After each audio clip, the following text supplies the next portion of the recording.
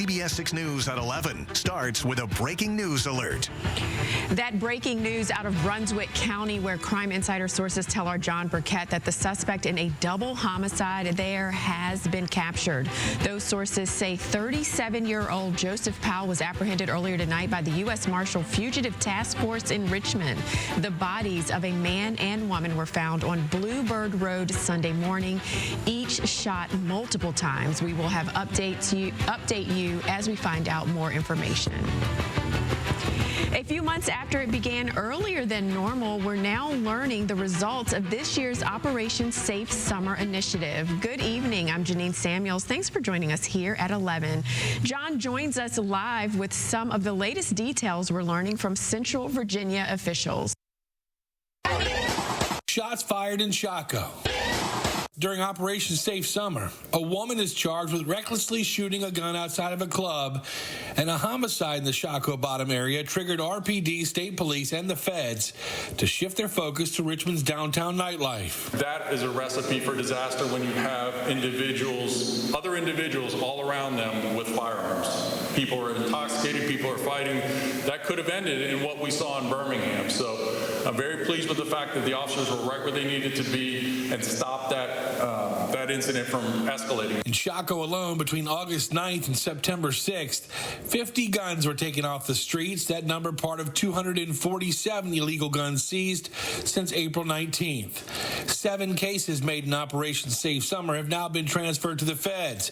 Many of them include guns they found that had Glock switches, devices to render the gun automatic. The use of crime gun intelligence and traditional investigative techniques, including over 50 undercover operations over this operation, led to 7 defendants being federally indicted for 51 total counts. The number of people shot during Operation Safe Summer is 108, down 7 from 115 last year.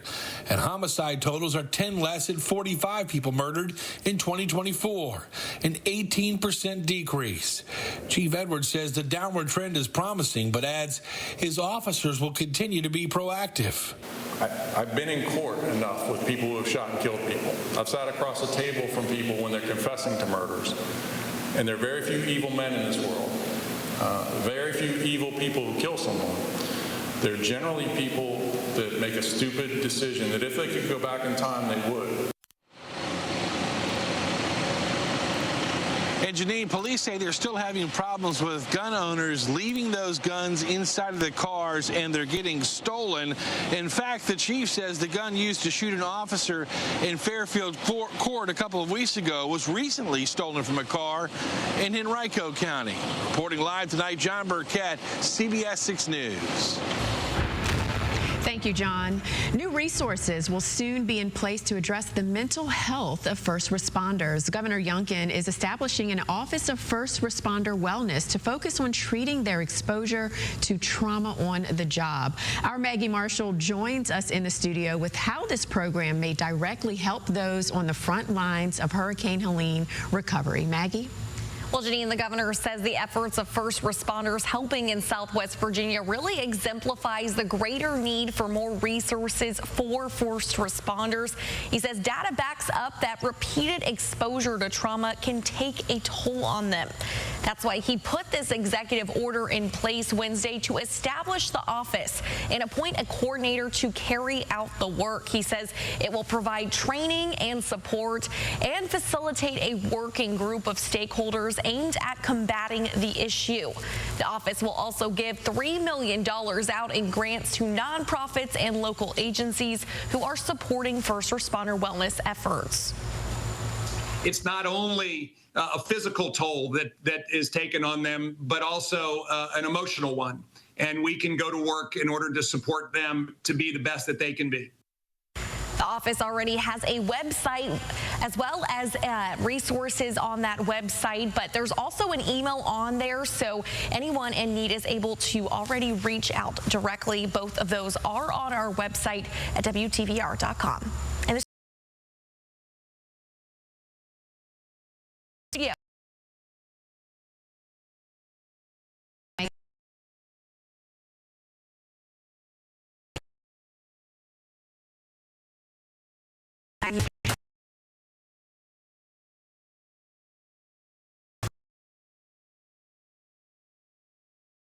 Now, Zach, I know that we talked about it during the 6 o'clock news. I ate outside tonight. It was a little nippy, but no rain. No rain. That is a good thing. And there have been a couple of very light showers around Virginia, but really not much at all. The pattern continues to transition to a much drier regime, and it's going to be that way for quite a long time. Let me show you what we have outside right now.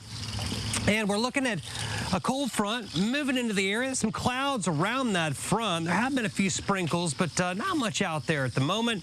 And around the region, you can see that front extending from parts of New York all the way down through New Jersey and then into Maryland, Virginia, and back into the deep south. Looking at our temperatures right now, just about everybody's in the 60s, except for Norfolk. They were 70 degrees. Odd enough, about 6 hours ago, everybody was in the 70s, and Norfolk was in the 60s. So kind of weird. They've been going the opposite way. While we zig, they zag, I guess. And you can see pretty pleasant out there in all areas in the 60s. It'll be 61 by tomorrow morning.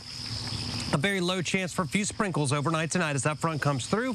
And as we get into tomorrow, expect a high temperature of 78 degrees under mostly cloudy skies, but we'll have the skies kind of breaking up and some sunshine returning to the area as we get into the afternoon. We have a new named storm in the tropics. We'll look at it coming up. New information out of Chesterfield, where 3 students have been arrested in connection to this week's stabbing at Meadowbrook High School. A 14-year-old boy was taken into custody for the stabbing yesterday. Today, police are saying 2 15-year-olds helped hide the knife. All 3 of them are being charged with having a weapon on campus.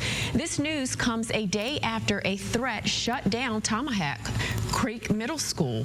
A parent who spoke to our Elizabeth Holmes today says she'd like Central Virginia's largest school district to install metal detectors, while some on social media said they'd prefer to see an increase in mental health resources. After the stabbing at Meadowbrook High School, Interim Superintendent John Murray told reporters the district is weighing its options. We began the process a few weeks back of evaluating the appropriateness, the fiscal reasonability, as well as the logistics of being able to install weapons detection at our schools. We've observed at one site last week, senior leadership did, and we have another site visit in another neighboring county planned for this coming Friday. The student who was stabbed remains hospitalized in stable condition. And a reminder, all Chesterfield County schools will be closed tomorrow for a planned holiday. And another developing story out of Greensville Correctional Center, where officials say 2 officers have been stabbed. Sources tell our Laura French those officers have been released from the hospital and are doing okay. One of Laura's sources says this happened yesterday and that one of the victims is an officer in training. Typically, they don't transport prisoners, but they're short-staffed. The inmate allegedly involved in these stabbings is one of the suspects in the April killing of K-9 officer Riven. You'll recall the Virginia Department of Corrections said that Riven was killed in the line of duty, quote, heroically protecting his assigned correction officer, staff, and other inmates at Sussex 1 State Prison. Last year, CBS 6 broke the news that the prison's chief of security had been put on leave. 3 months later, there was a complete change in leadership at Greensville. That came in the wake of multiple overdoses, riots, and deaths at the prison, in addition to the high-profile escape of a Greensville inmate who was being treated at St. Mary's Hospital in the West End. The Virginia Department of Corrections has launched an investigation.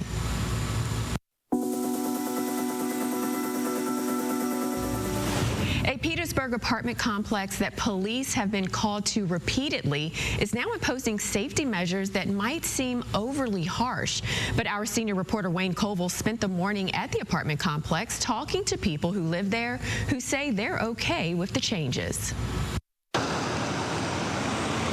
They put it out yesterday. This is what he's talking about. A letter from management detailing a new curfew at Petersburg East Apartments. For Michael White. Well, I know why they put it out. They put it out for they after the people that don't live here and for the kids. The letter to residents states, starting October 1st, an 8 p.m. curfew will be enforced.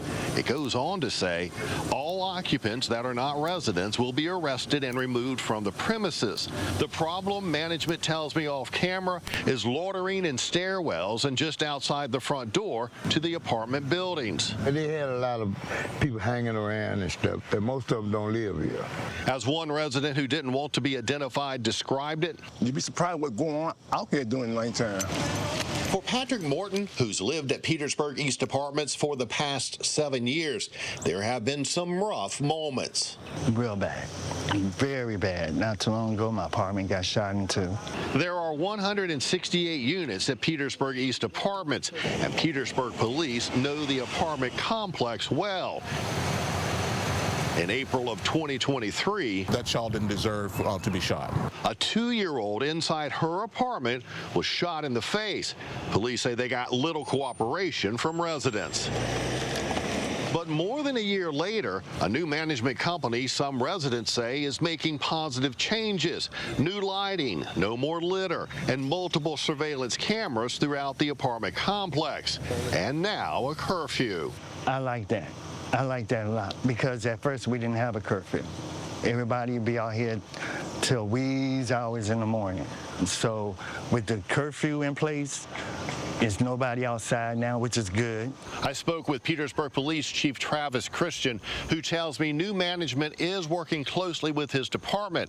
Residents tell me they are now seeing more police officers patrolling the apartment complex.